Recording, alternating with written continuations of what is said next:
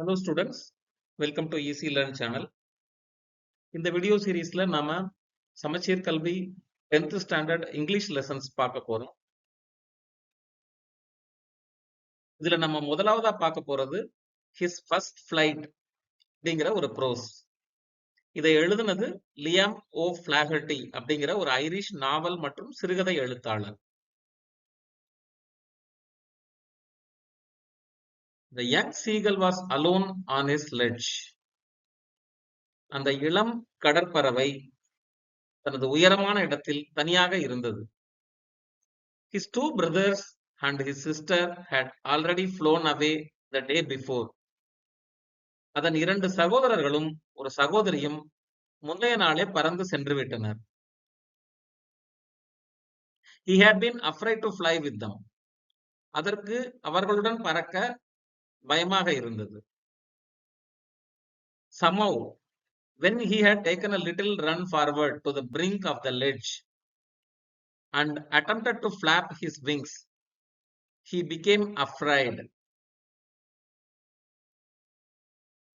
எப்படியோ அது சிறிது முன்னோக்கி ஓடி விளிம்பில் நின்று இறக்கைகளை அடிக்க முயன்ற போது அதனை பயம் தாக்கியது. The great expanse of sea stretched down beneath, and it was such a long way down, miles down. கீழே கடல் பெரிதாக பறந்து விரிந்திருந்தது. அதன் ஆழம் மிகவும் அதிகமாக இருந்தது. He felt certain that his wings would never support him. அதனுடைய இறக்கைகள் அதனை தாங்காது என்று அது உறுதியாக நம்பியது. So he bent his head and ran away back to the little hole under the ledge where he slept at night. எனவே அது தனது தலையை தாழ்த்தி இரவில் தூங்கும் உயரமான இடத்தின் கீழ் உள்ள சிறிய துளைக்குள் ஓடிச் சென்று விட்டது.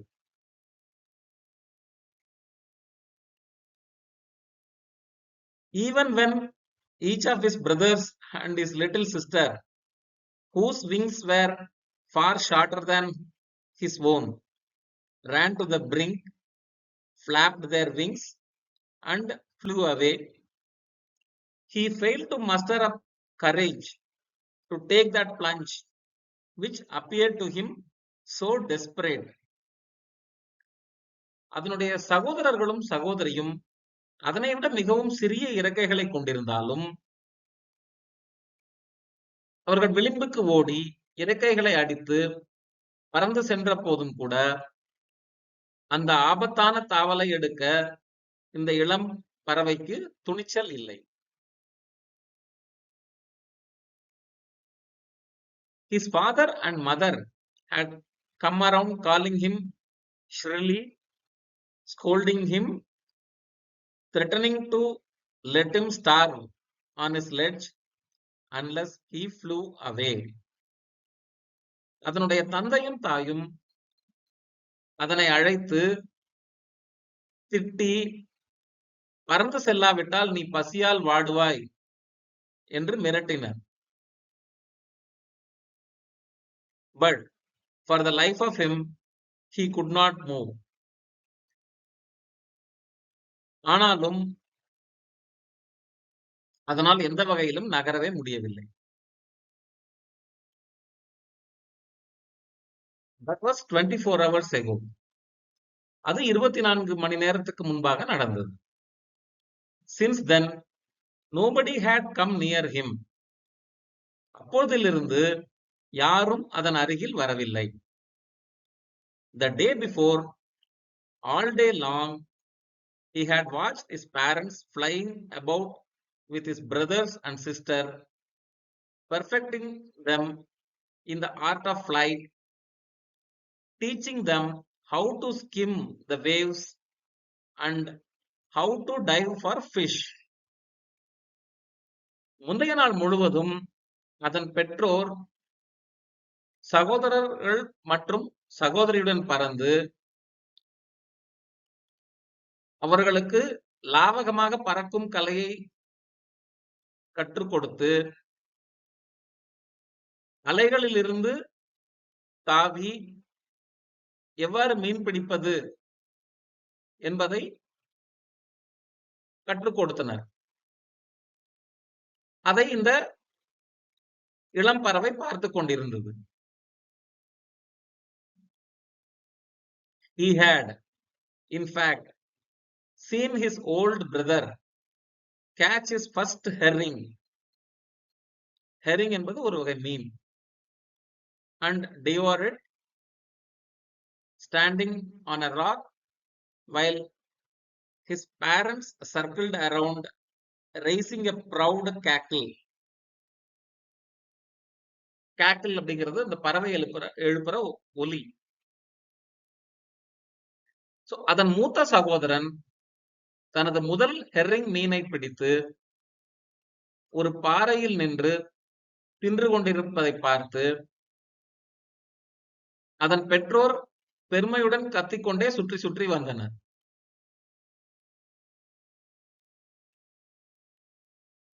And all the morning the whole family had walked about on the big plateau midway down the opposite cliff, laughing at his cowardice. காலை முழுவதும் அதனுடைய குடும்பத்தினர் அனைத்தும் அந்த சிகரத்தின் எதிர்ப்பக்கத்தில் இருந்த ஒரு பீடபூமியில் நடந்து அதனுடைய பயத்தை பார்த்து சிரித்துக் கொண்டிருந்தனர்.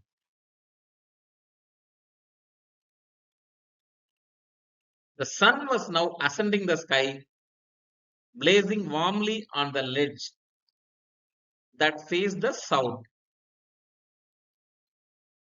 சூரியன் இப்போது வானில் ஏறி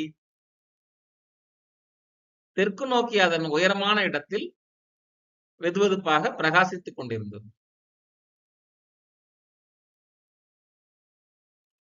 He felt the heat because he had not eaten since the previous nightfall. முதல் நாள் இரவிலிருந்து எதுவும் சாப்பிடாததால் அது அந்த சூரியனுடைய வெப்பத்தை உணர்ந்தது. Then he had found a dried piece of mackerel's tail. Mackerel என்பது ஒரு வகை மீன். At the far end of his ledge.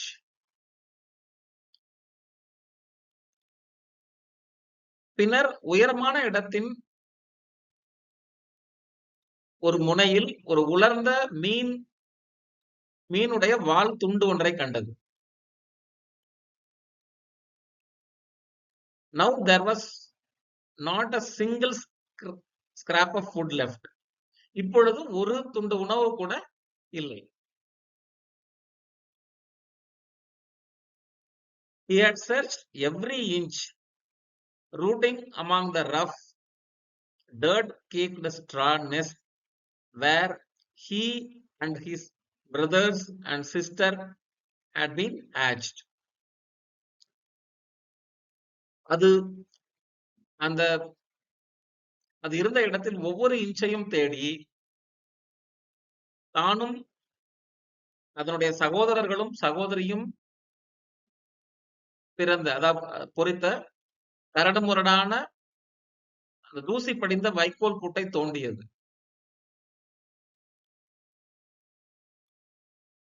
He even gnawed at the dried pieces of eggshell.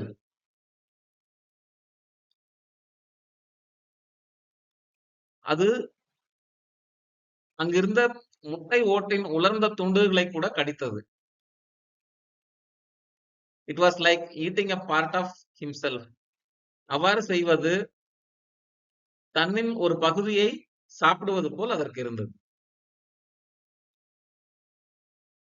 He then trotted back and forth from one end of the ledge to the other, his long grey legs stepping daintily, trying to find some means of reaching his parents without having to fly. பின்னர் அது உயரமான இடத்தின் ஒரு முனையிலிருந்து மற்றொரு முனை வரை மெதுவாக நடந்தது. அதனுடைய நீண்ட சாம்பல் நிற கால்களை மென்மையாக அடித்து பறந்து செல்லாமலே தன்னுடைய பெற்றோரை அடைய ஏதாவது வழி இருக்கிறதா என்று தேடியது. But on each side of him, the ledge ended in a sheer fall of precipice with the sea beneath. ஆனால் அதனுடைய இருபுறமும் உயரமான இடம் செங்குத்தான விளிம்பில் முடிந்தது. அதற்கு கீழே கடல் இருந்தது.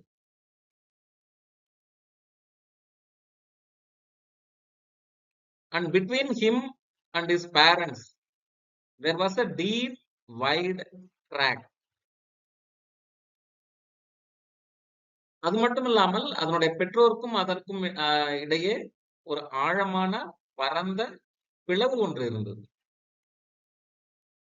Surely he could reach them without flying if he could only move northwards along the cliff face. நிச்சயமாக அது வடக்கு நோக்கி செங்குத்தான முகத்தில் செல்ல முடிந்தால் பறக்காமல் தன்னுடைய பெற்றோரை அடைய முடியும். ஆனால் but then on what could he walk? ஆனால் அது எதன் மீது நடக்க முடியும்? There was no ledge and he was not a fly. அங்கே தட்டையான பகுதி எதுவும் இல்லை, மேலும் அது பறக்கவும் இல்லை. And above him he could see nothing. அதற்கு மேலேயும் அதனால் எதையும் பார்க்க முடியவில்லை. The precipice was sheer and the top of it was perhaps farther away than the sea beneath him.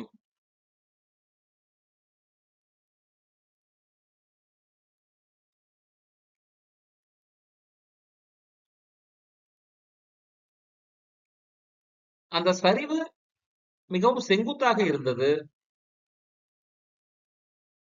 அதற்கு மேலும் இன்னும் தூரமாக இருந்தது. அந்த கடலின் ஆழத்தை விட இன்னும் அதிக தூரமாக இருந்தது. He stepped slowly out to the brink of the ledge and standing on one leg with the other leg hidden under his wing, he closed one eye, then the other, and pretended to be falling asleep. அது மெதுவாக உயரமான இடத்தின் அந்த விளிம்புக்கு வெளியே நடந்து வந்து ஒரு காலில் நின்று கொண்டு மற்றொரு காலை அதன் இறக்கையால் மறைத்து ஒரு கண்ணை மூடி பிறகு மற்றொரு கண்ணையும் மூடி தூங்குவது போல நடித்தது. Still they took no notice of him. ஆனாலும் அவர்கள் இதை கவனிக்கவே இல்லை. He saw his two brothers and his sister lying on a plateau dozing with their heads sunk into their necks.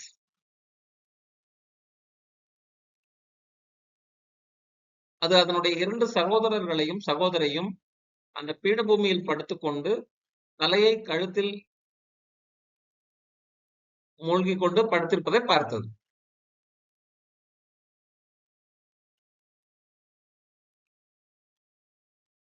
His father was preening the feathers on his white back. அதனுடைய தந்தை தன்னுடைய வெள்ளையான முதுகில் இறகுகளை பராமரித்துக் கொண்டிருந்தார். Only his mother was looking at him. அவனுடைய தாய் மட்டும்தான் அதனை பார்த்து கொண்டிருந்தது.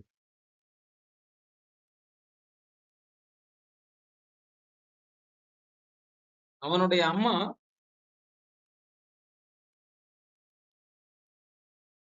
ஒரு சிறிய உயரமான குன்று மீது நின்று பார்த்து கொண்டிருந்தாள். Now and again she tore at a piece of fish that lay at her feet and then scraped each side of her beak on the rock.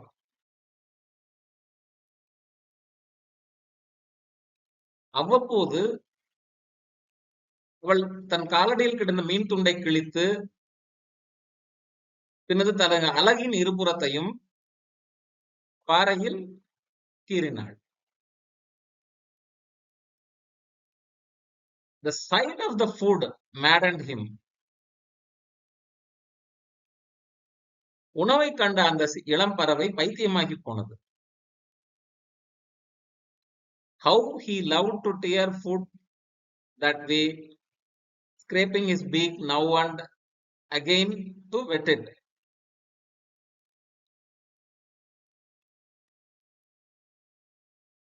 அது எப்படி தனது தாய் செய்ததைப் போலவே உணவை கிழித்து தனது அழகை கூர்மைப்படுத்திக் கொள்வது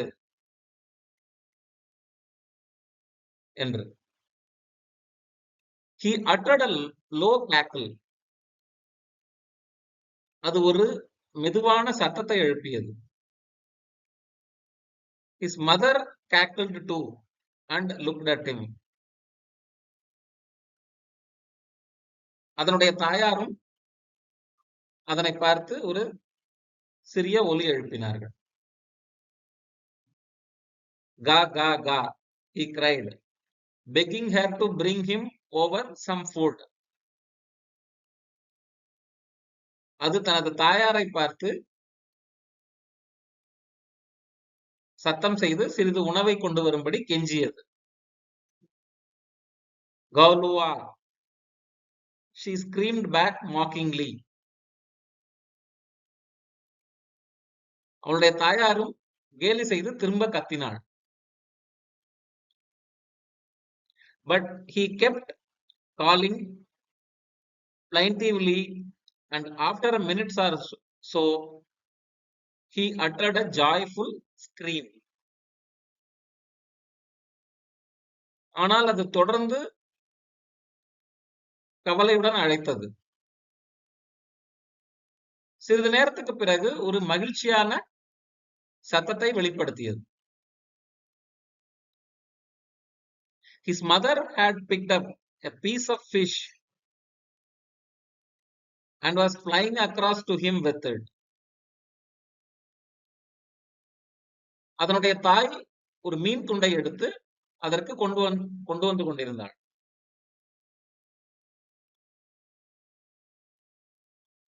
He leaned out eagerly, tapping the rock with his feet, trying to get nearer to her as she flew across. அது ஆவலுடன் சாய்ந்து அந்த பாறையை தனது கால்களால் வெட்டி அவள் பறந்து வரும்போது அவளை நெருங்க முயன்றது, அம்மாவை.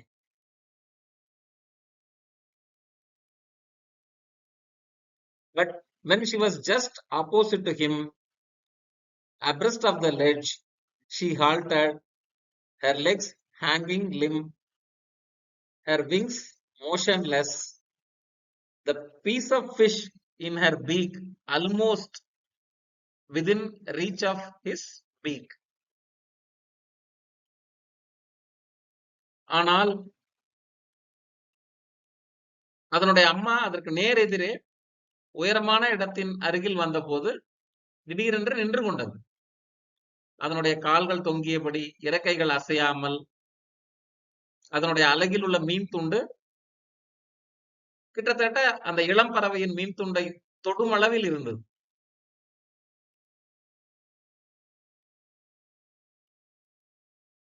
He waited a moment in surprise.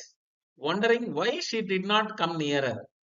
And then, maddened by hunger, he dived at the fish.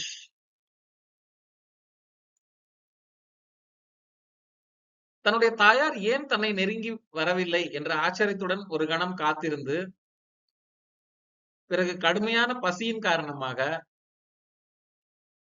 மீனை நோக்கி பாய்ந்தது. With a loud scream, he fell outwards and downwards into space.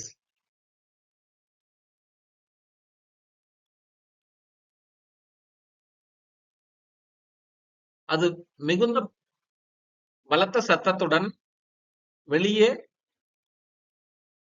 பாய்ந்து கீழே விழ ஆரம்பித்தது.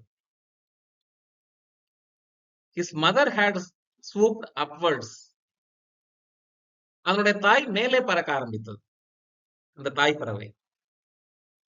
And he passed beneath her. He heard the swish of her wings. அவ்வாறு பறக்கும்போது அந்த இளம் பறவை தனது தாயின் இறக்கைகளின் சலசலப்பை கேட்டது. Then a monstrous terror seized him and his heart stood still. பின்னர் ஒரு சுரத்தனமான பயம் அதை பிடித்தது.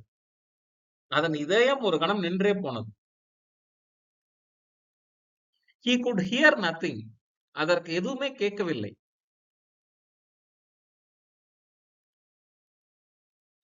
But it only lasted a moment. ஆனால் அது சிறிது நேரம் மட்டுமே நீடித்தது. The next moment he felt his wings spread outwards. அதன் பிறகு அதன் இறக்கைகள் வெளியே பரவுவதை அதனால் உணர முடிந்தது. The wind rushed against his breast feathers, then under his stomach and against his wings.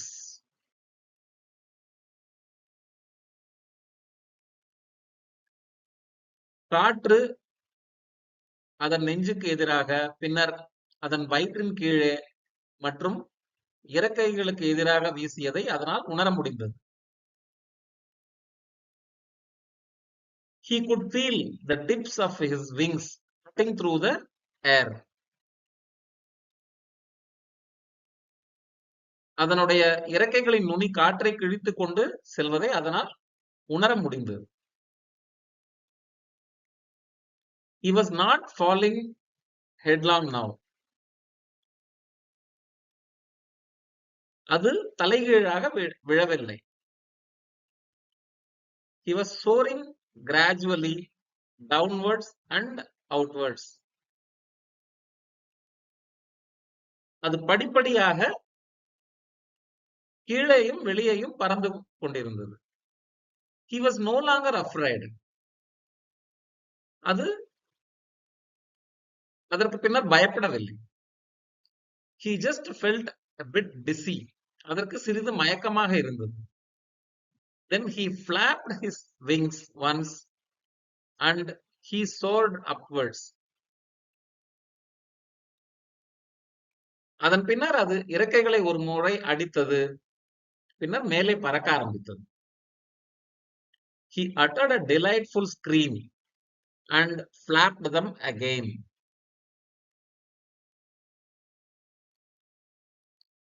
அது மீண்டும் மகிழ்ச்சியான அலறலை வெளிப்படுத்தி தனது இறக்கைகளை அடித்தது. He soared higher. அது மேலே பறக்க ஆரம்பித்தது. He raised his breast and banged against the wind. அது தனது மார்பை உயர்த்தி காற்றுக்கு எதிராக சாய்ந்தது. கா கா கா கௌலா, இது அதனுடைய சத்தம். His mother swooped past him, her wings making a loud noise.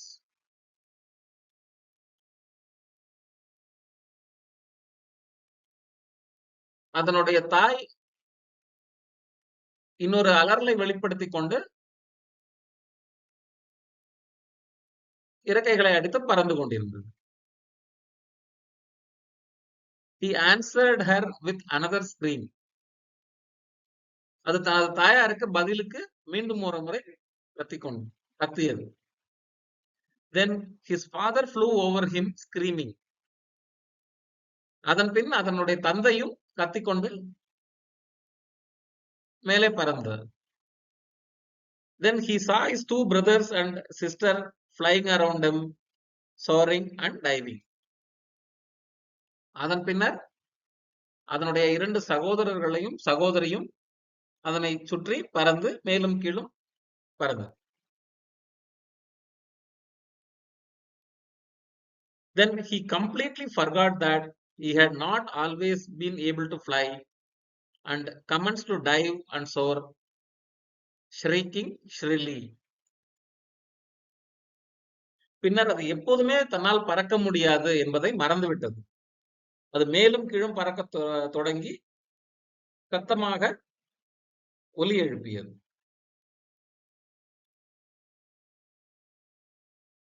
He was near the sea now, flying straight over it, facing out over the ocean. அது இப்போது கடலுக்கு அருகில் இருந்தது. அது கடலை பார்த்து கொண்டே அதன் மேல் நேராக பறந்தது. He saw a vast green sea beneath him with little ridges moving over it. He turned his beak sideways and crowed amusedly. அது தனக்கு கீழே ஒரு பச்சை கடல் தெரிந்தது. அதன் மேல் சிறிய அலைகள் நகர்ந்து கொண்டிருந்தன. அது தனது அலகை பக்கவாட்டில் திருப்பி வேடிக்கையாக கத்தியது.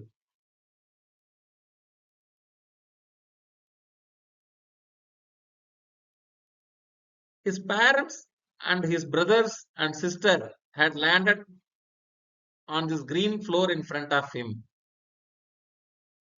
அதனுடைய பெற்றோர், சகோதரர்கள், சகோதரி ஆகிய அனைவரும் அதற்கு முன்னால் இருந்த அந்த பச்சையான பரப்பில் தரையிறங்கினர். They were beckoning to him, calling shrilly. அவர்கள் அதை அழைத்து சத்தமாக ஒலி எழுப்பினர். He dropped his legs to stand on the green sea. அது தனது கால்களை மெதுவாக கீழே இறக்கி அந்த பச்சை நிற கடலில் நிற்க முயன்றது. His legs sank into it. அதனுடைய கால்கள் அந்த கடல் தண்ணீரில் மூழ்கின. He screamed with fright and attempted to rise again, flapping his wings. அது பயத்தில் சத்தம் போட்டு அதனுடைய சிறகுகளை அடித்து பறக்க முயன்றது. But he was tired and weak with hunger and he could not rise, exhausted by the strange exercise. ஆனால் அது மிகவும் சோர்வாகவும் பசியினால் பலவீனமாகவும் இருந்தது. அந்த விசித்திரமான பயிற்சி அதை செய்ததால் அதனால் எழவும் முடியவில்லை. His feet sank into the green sea and then his belly touched it and he sank no further. அதன் கால்கள் அந்த கடல் நீரில் மூழ்க ஆரம்பித்தன. அதன் பிறகு அதனுடைய வயிறு கடல் தண்ணீரை தொட்டது. அதற்கு மேல் அது மூழ்கவில்லை. He was flowing on it and around him his family was screaming, praising him, and their beaks were offering him scraps of dogfish. அவன் அதன் மேல் மிதந்து கொண்டிருந்தான், அந்த கடலின் மேல். அவனை சுற்றி அவனது குடும்பம் சந்தோஷமாக கூச்சலிட்டது, அவனை பாராட்டியது. அவர்கள் அவனுக்கு மீன் துண்டுகளை உணவாக வழங்கினர். He had made his first flight. அந்த பறவையானது, இந்த இளம் பறவை தனது முதல் பறக்கும் வேலையை செய்திருந்தது.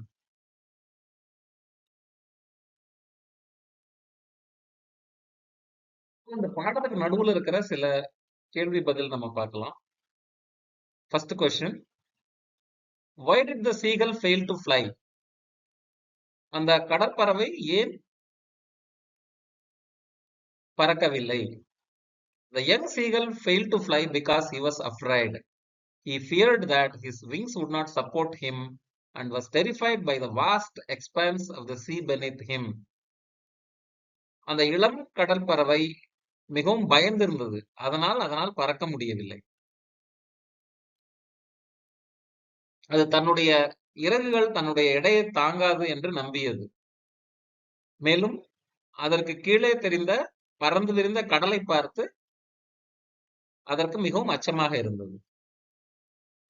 What did the parents do when the young seagull failed to fly? அந்த இளம் பறவை பறக்க முடியாத போது அதனுடைய பெற்றோர்கள் என்ன செய்தனர்? When the young seagull failed to fly, his parents scolded him, called to him shrilly, and even threatened to let him starve on the ledge unless he flew. அதனுடைய பெற்றோர்கள் அதனை திட்டினார்கள், அதனை சத்தம் போட்டு அழைத்தார்கள், அதனை பறக்காவிட்டால் அது உணவில்லாமல் இறந்துவிடும் என்று பயமுறுத்தினார்கள். What was the first catch of the young seagull's older brother?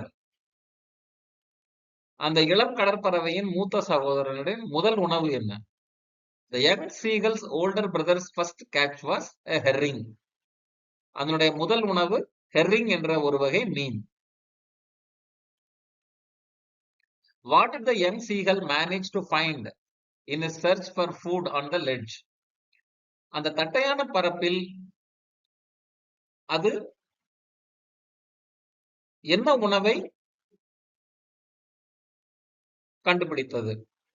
The young seagull managed to find a dried piece of mackerel's tail at the far end of the ledge, but eventually there was no food left.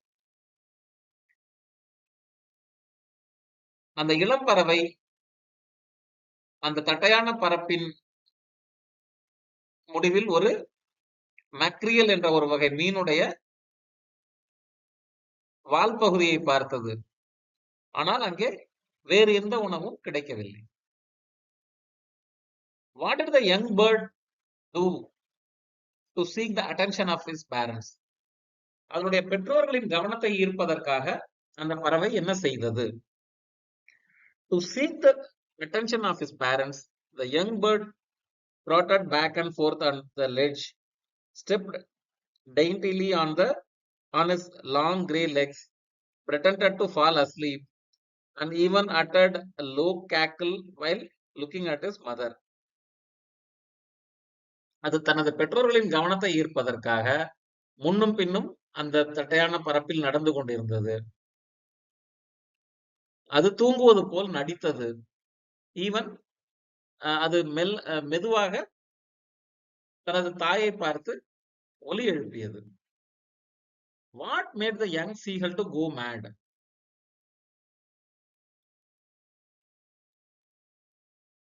அந்த இளம் பறவை எதனை பார்த்து பைத்தியமாகியது? The sight of his mother tearing and eating a piece of fish made the young seagull to go mad with hunger.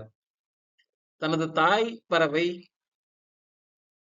ஒரு மீன் துண்டை கிழித்து உண்பதை பார்த்து அந்த பறவை பைத்தியமாகியது. பைத்தியம்னா லிட்டரலா பைத்தியம்னு மீனிங் எடுத்துக்கூடாது.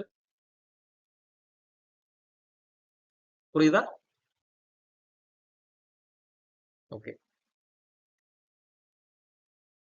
Why did the young bird utter a joyful scream? அந்த இளம் பறவை எதற்காக மகிழ்ச்சியில் ஒலி எழுப்பியது? The young bird uttered a joyful scream when he saw his mother pick up a piece of fish and fly towards him, thinking she was bringing him food. அந்த இளம்பறவை தனது தாய் ஒரு மீன் துண்டை எடுத்துக்கொண்டு தன்னை நோக்கி வருவதை பார்த்து தனக்கு தான் அந்த தாய் பறவை உணவை கொண்டு வருகிறது என்று மகிழ்ச்சியில் கத்தியது. Did the mother bird offer any food to the young bird? அந்த தாய் பறவை அந்த இளம் பறவைக்கு உணவு ஏதாவது கொடுத்ததா? No. The mother bird did not offer food directly. Instead, she halted midair with the fish, which ultimately forced the young seagull to dive and make his first flight out of hunger. இல்லை, அந்த தாய் பறவை அதற்கு நேரடியாக உணவு இதையும் வழங்கவில்லை. அதற்கு பதிலாக அது பாதி வழியில் நின்று அந்த மீன் துண்டுடன் நின்று கொண்டிருந்தது. அதனை பார்த்த அந்த இளம் பறவை வேறு வழி இல்லாமல் உணவுக்காக பசியால் பாய ஆரம்பித்தது. How did the bird feel when it started flying for the first time? அது முதல் முறை பறக்கும் போது எவ்வாறு உணர்ந்தது? When the bird started flying for the first time, it initially felt terror, but soon it felt exhilarated and joyful as it realized it could soar and was no longer afraid. முதல் முறை பறக்கும் போது அதற்கு பயமாக இருந்தது. ஆனால் அது பறக்க ஆரம்பித்த பிறகு அது மிகவும் மகிழ்ச்சியாக உணர்ந்தது. தன்னால் பறக்க முடியும் என்றும் இனிமேல் பயப்பட தேவையில்லை என்றும் அது உணர்ந்தது. What did the young bird's family do when he started flying? அந்த இளம் பறவையின் குடும்பம் அது பறக்க ஆரம்பித்தவுடன் என்ன செய்தனர்? When the young bird started flying, his family circled around him, screaming with joy and praise, encouraging him and offering him scraps of food. அந்த இளம் பறவை பறக்க ஆரம்பித்தவுடன் அதனை சுற்றி வந்து மகிழ்ச்சியில் ஒலி எழுப்பி அதனை உற்சாகப்படுத்தி அதற்கு உணவும் அளித்தனர்.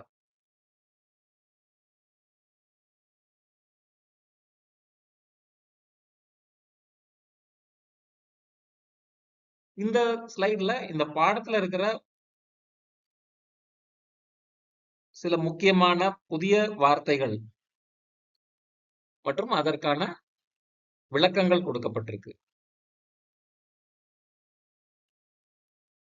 முதல் வார்த்தை ledge, a narrow shelf that just juts out from a vertical surface. ஒரு செங்குத்தான பகுதியில் இருக்கும் ஒரு குறுகிய பரப்பு, அதுதான் ledge அப்படிங்கிறது. Next shrilly, producing a high pitched and piercing voice or sound. இது ஒரு சத்தமான ஒலி, அந்த பறவைகளின் ஒலி. Herring, a long silver fish that swims in large groups in the sea. Herring என்பது ஒரு வகை மீன், கடல்ல கூட்டமா இருக்கும். Devour, to eat something eagerly and in large amounts so that nothing is left. மிகவும் விருப்பத்துடன் அதிக அளவில் எதையும் மிச்சம் வைக்காமல் உண்பது, அதான் devour. Cackle, a sharp broken noise or cry of a hen, goose or seagull. கோழி, வாத்து, கடற்பறவை, இந்த பறவைகளின் ஒலி தான் கேக்கல் அப்படின்னு சொல்றோம். மேக்ரியல், மேக்ரியல் என்பது ஒரு வகை மீன், a sea fish with a strong taste, often used as food.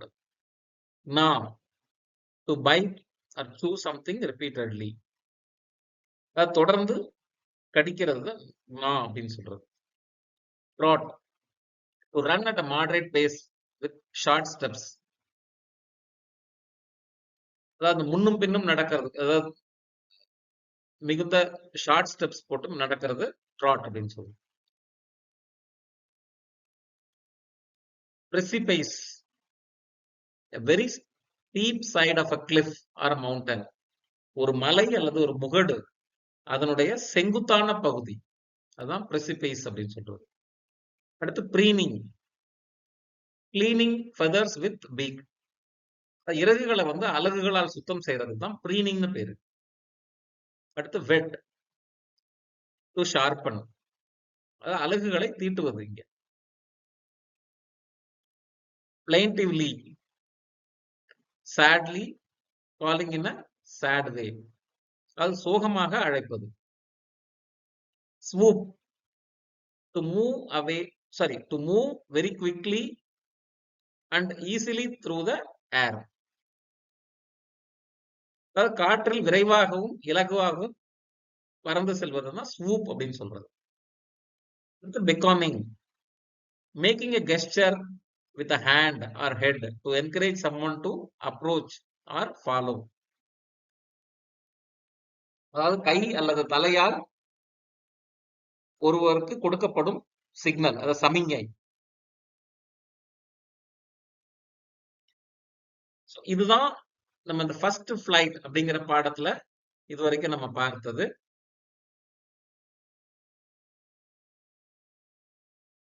So easy learn சேனல்ல இந்த பாடத்தை கவனிப்பதற்காக இணைந்திருந்த உங்கள் அனைவருக்கும் நன்றி. வேற ஒரு வீடியோல வேற ஒரு பாடத்தோட நம்ம சந்திப்போம். வணக்கம்.